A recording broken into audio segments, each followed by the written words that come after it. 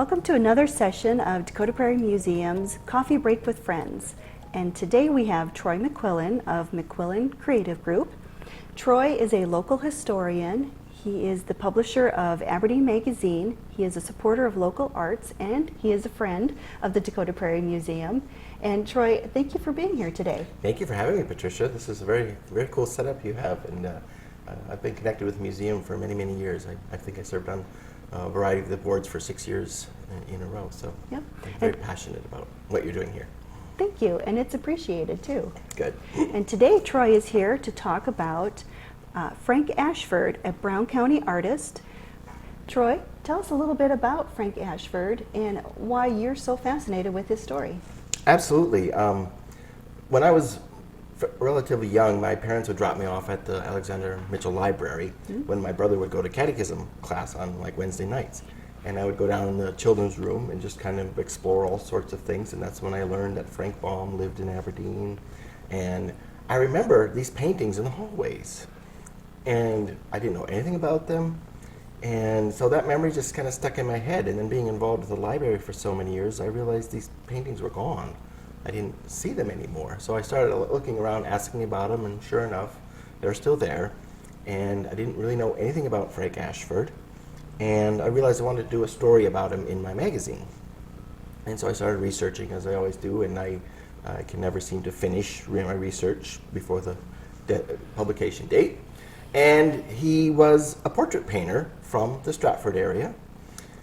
He's originally from Iowa, but his family moved up here in the Rondell area. Yep. And they told him early on, for some reason, that he should be a portrait painter. I don't know what qualities they saw, his teacher saw in him. And this was like the late 1800s. And we're talking a long time ago. And he did. He became a portrait painter, and his work became widely known all over the world, and he became actually very famous. And yeah. Well, where did he go from here, from Brown County? After his schooling here, he went to, I believe it was Chicago first. And then from there, he went to New York, and he studied under a fairly famous portrait artist of the time named William Merritt Chase. And I've been noticing lately when I go to community art galleries, you'll always find works of art by Chase. He was very famous as well. Again, this is like the 1890s, 1900s. And from there, he went to Europe during that crazy art time of the Moulin Rouge era. And he stayed there for 7 years. He actually studied in Paris, didn't he? Yes, he lived in Paris for 7 years. Yeah. And one interesting story about him, which I've actually confused in my magazine, is that he traveled in 1912 back to the U.S. for a visit, and he traveled the same day the Titanic sank. And so when he got to New York, everything was just crazy, and he was actually interviewed by the media about the frenzy.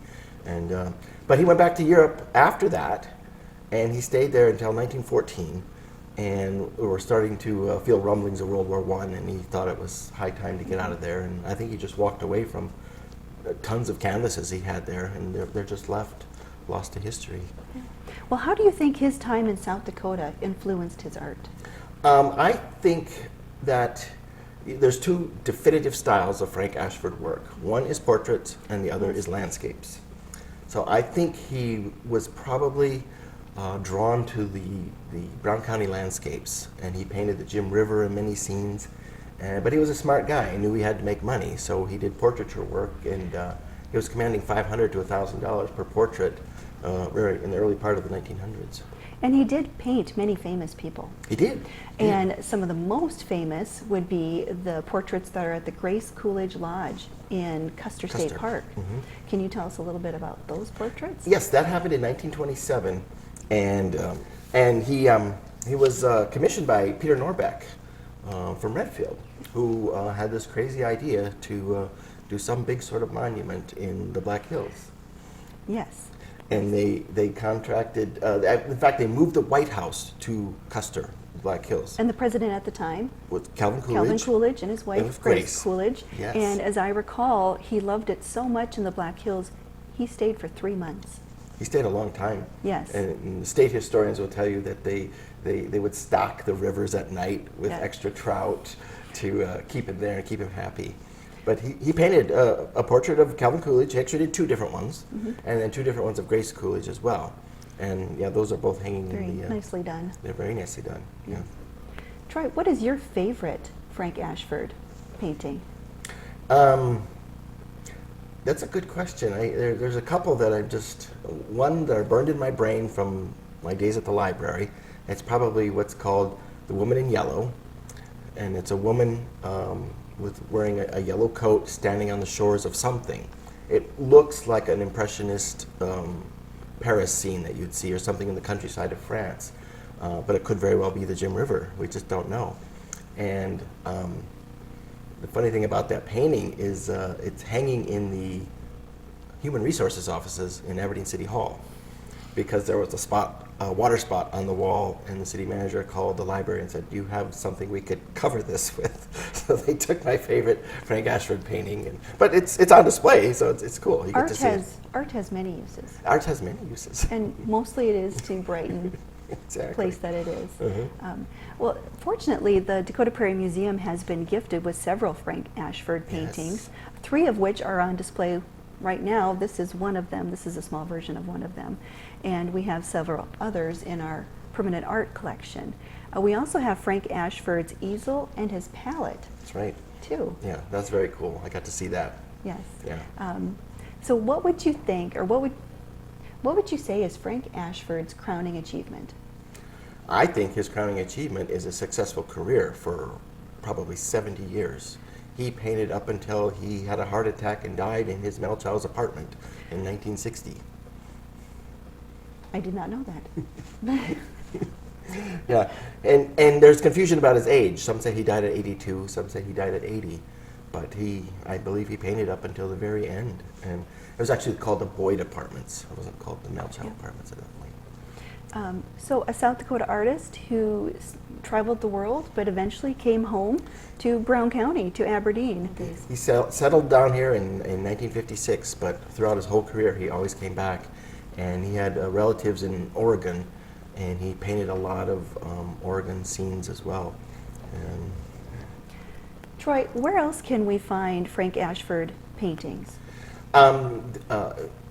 the most interesting part of my research was a paper that Peg Lamont wrote in 1991, that she did all the research for me, and she had an extensive paper written with a annotation to 64 different slides that she either gathered or took herself. Paintings he did in the Human Resources Center in Yankton, which I've yet to see. I believe there's 4 governors in the state capitol that he painted, including Joe Foss.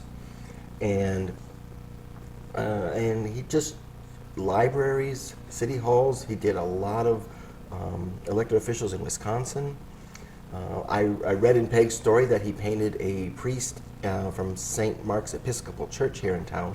So I went over there in the course of my research, talked to the pastor there. He said, "Oh, I know exactly where that's at." He took me down to their fireside room to an empty spot above the fireplace. He said, "Oh, I guess it's gone."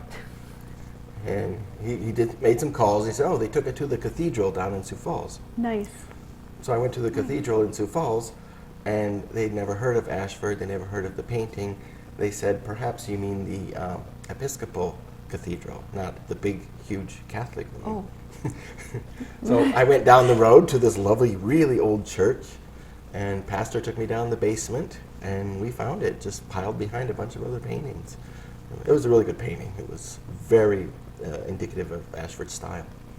Well, Troy, thank you for coming here today to talk about Brown County artist Frank Ashford, a prolific artist, well known, and for keeping his memory alive and his art. And as museum people, we appreciate that very much. Thank you for what you're doing. Thank you for the opportunity to get his name out there. Troy, I'd also like to let everyone know you have a book available in our museum gift shop called Aberdeen, Images of America.